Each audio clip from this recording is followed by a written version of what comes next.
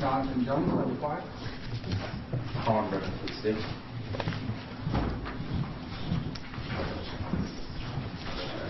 Morning, Your Honor. Nancy Hollander, Frank Davis here for Mr. Jones.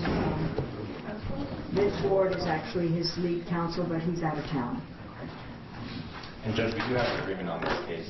The defendant is admitting to violating amended paragraph 2, which is failure to report police contact in a timely manner.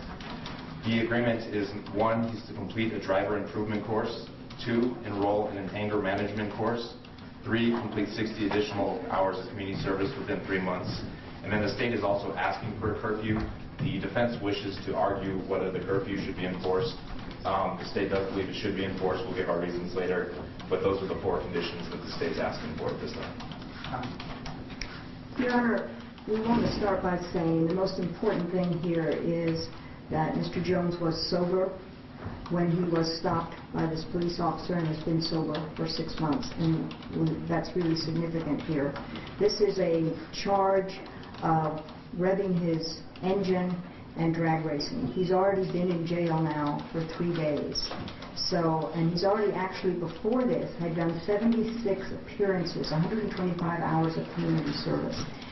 We just wanted to stress that. We intend to fight these traffic violations. We believe that they're bogus. We believe that he was profiled, but that's obviously for another day. And we would ask that Your Honor not require these additional conditions because he's already essentially done 3 days, which is what he would have done if he'd been on the STEPS program.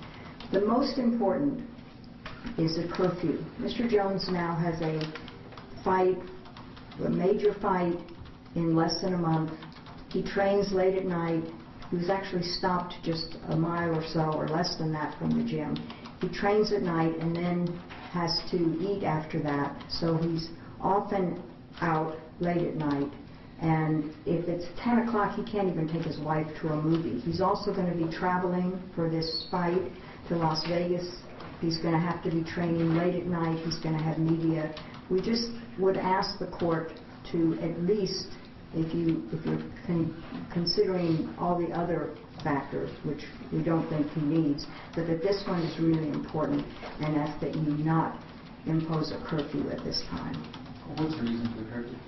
Well, Judge, in the past, this is his second so-called violation. The first was a preliminary violation where he was given 24 hours of community service. That, again, was related to a driving incident. And this one, again, is a driving incident. The underlying charge was actually a hit and run. He left the scene of the accident, and there were injuries involved. That's what brought it to a 4th-degree felony. So again, these incidents seem to be occurring late at night. The latest probation violation was around, I believe, approximately 11 at night, again, past the 10 o'clock the state's asking for. So we believe that these incidents are occurring late at night, and if he is to stay in his house later, I think we'll avoid some of these incidents. Also, I mean, we've heard that these are just technical violations, but Judge, when you're on probation, you are held to a higher standard. And Mr. Jones has started to fail at probation. It has been a challenge for him. He's been given, this is his 3rd chance. Essentially, he got a plea agreement, he had a preliminary violation where the state did not file a motion to revoke, and now we have the 3rd violation here. So we are concerned. Just want to make sure that nothing does happen from this, because motor vehicles have been involved with all 3 incidents, which can lead to a serious accident later on. So that's why we're asking for the curfew. And Mr. Jones, this is the agreement you want to make? Yes, sir. This is the agreement you made? This is what you want to do? Yes, sir. And you do realize that by admitting a violation of probation, you're giving up the right to have a hearing. If you had a hearing, you get to question the state's witnesses. You get to present your own witnesses. You can testify or not as you choose at that hearing. If you lost at that hearing, you could appeal to a higher court and then be able to state the proof that you violated, but you don't have to prove anything.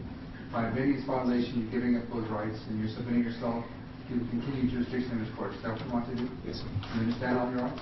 Yes, sir. I'm going to accept your plea. I won't require a curfew, but I'm going to add a condition: do not drive at all without your probation officer's approval. Any questions about this? No, sir. Take care. Thank you, Your Honor. If you do come back, it won't go well. So, So take this seriously. yes, sir. Thank you, Your Honor.